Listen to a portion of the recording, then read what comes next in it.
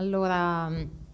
siamo arrivati alla fine di questa giornata e qui a Venezia abbiamo discusso un po' sui possibili percorsi da effettuare per le formule del calcolo dell'area, come era stato proposto.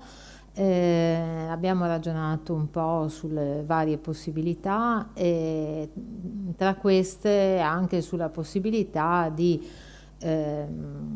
proporre delle attività agli studenti, magari anche di proporgli delle figure come un esagono regolare, un ottagono regolare da ritagliare per ricomporre in qualche modo un rettangolo con un'area equivalente.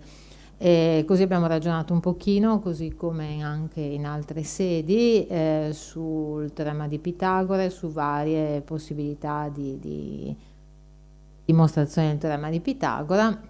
e non sono emerse però domande specifiche, richieste di chiarimenti e così via, quindi ci salutiamo qui e ci ritroviamo la prossima volta con la seconda parte di questo percorso dalla geometria euclidea agli origami. Grazie a tutti e buona serata.